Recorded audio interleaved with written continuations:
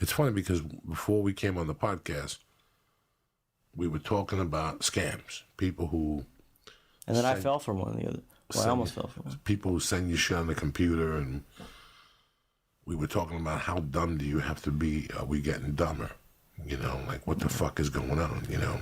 Which we never really answered. We said we're going to answer on the podcast. I don't know if we're getting dumber. I think we're putting a lot of trust in the internet. Yeah. At times. I don't even like purchasing. My wife handles all that stuff, but I don't type numbers into a fucking thing. Yeah, what I was saying is I got an email the other day and saying that one of my email passwords was someone had that I needed to change it. So I click on the email, it asked my name, I put it in. They asked my email address, I put it in. Then they asked my for my credit card information. I seriously had taken my credit card out. I was about to type it, and I go, you know what? There's no email place that needs your credit card to change your email password. And I put it down, like, you know, it's like I was that close to being that one of those fucking dumb fucks. And you know, you're never that fucking far away. Well, you have to think about it. Lee said he got the call from the IRS people. Yeah, What's that? I got that a couple of years, like the first year that I didn't have a job. They called me and they said it was like an automated message, and they're like, contact your representative, or we recommend you get an attorney. You owe such and such to the IRS. And I got paranoid, but luckily now with Google, you just look it up, and like the IRS even has a thing on their website that says, "We will never call you. It's always going to be through the mail." Because so many they just busted one of the places in India. They just what were they trying to do to you? They want you to they probably call you and want to like have you pay what you supposedly owe to the IRS or immediately, or the cops are going to come to your house and arrest you in front of your children. They had the scam on 2020 or one of those 60 Minutes. It's fucking mind-boggling. Mind-boggling how much money people sent. Like, without even fucking thinking. Like, really? Someone told me those junk mail things, like you were saying before we went on the air, was like, you only need a few people to send in some checks. Listen, I tell this story. This is one of the greatest stories I've ever heard about the American, because it's like when I was a kid, there was a guy named Peter Lemongello. Nobody ever heard of Peter Lemongello. But ABC, late night, had a commercial, the best of Peter Lemongello. $9.99, this guy sings all his songs. Nobody knew who Peter Lemongello is. What the fuck's Peter Lemongello? That's what I'm saying. Can you please look up who the fuck Peter Lemongello is? I'll never forget this. Peter Lemongello was this singer that nobody knew about, and all of a sudden he had the best of Peter Lemongello. And he covered 6 or 7 songs. And like it was the biggest scam of all fucking time. Oh, was he made up? I think I have the commercial.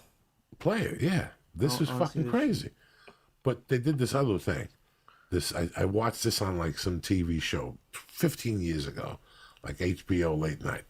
This dildo company put an ad out, and they would have, and it wasn't Playboy, it wasn't a high-level porno magazines. It was like a medium-level one where chicks show their assholes and shit like that. And the back page, they had this dildo that came with water and steam and smoke and no batteries. You charged it. They must have had, it was $24.95. They must have had 2,000 orders the first 3 months or something weird, and then a couple thousand after that. What this company did, they didn't even have a dildo. Didn't even have a dildo. They would take your money, put it in the bank, and then cut you back a check that said, we don't have the thing check, available. But the check says it's from a dildo company. No, they have a dildo on the check. This is way before the ATM machine. You know what I'm saying? Well, so you wouldn't go in. You're too embarrassed to check. Yeah, who's going to cash this check with a dildo? Dude, that's fucking genius. So they made fucking millions. They banged people out, and some people reported it. But this was Peter Lemongello. Look at this.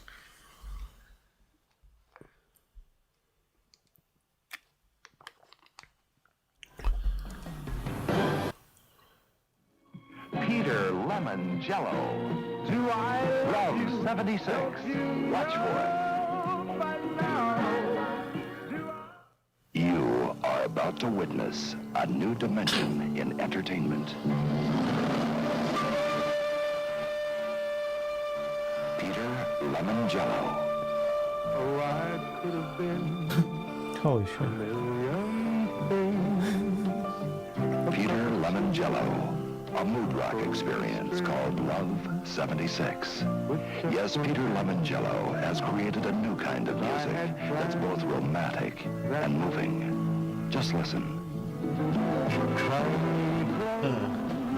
Sounds terrible. Can you believe this shit? So he didn't. Would this guy not really even exist? No. Nobody ever heard of Peter Lemon fucking Jones. I know a lot about music. I never. Fucking No, nobody ever knew about Peter. They just put it out there at night, and they figured it cost them nothing to fucking get the commercial. But were there songs on it? Yeah, like songs like he had one song that he probably wrote. Maybe just covers. Yeah. And the worst is like that dude in Vegas. Who the fuck goes to see that guy singing people's songs? The guy from Vacation. I would never go see that fucking guy in a million years. Which guy is that? That dude who fucks the mother in Vegas. What's his name? That's been there for 2,000 years. He thinks he's Elvis. He was Elvis.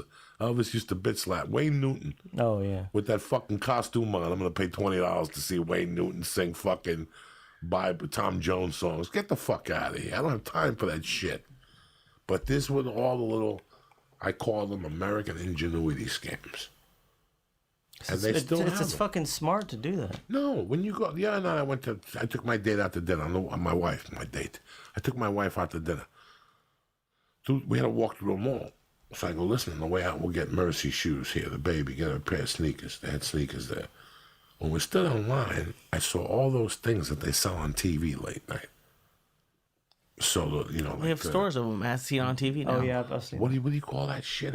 As seen on TV? No. They had something for your wrist that you'll never use. Like the biggest scam of all time is the self-massager. You're never going to use that.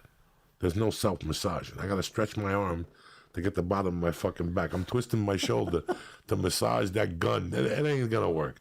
None of those things work. But they'll advertise, the copper knee brace. That shit comes on at 9 o'clock at night. Fat people are there. You know what? If I get that copper knee brace, maybe I'll exercise. No, you won't.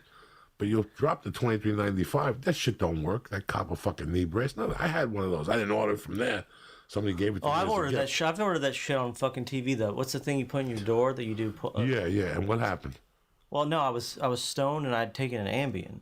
I woke up the next morning and there's a fucking box in my door. Or 2 days later, there's a box in my door with a fucking pull-up machine. I've literally done one pull-up in 6 years.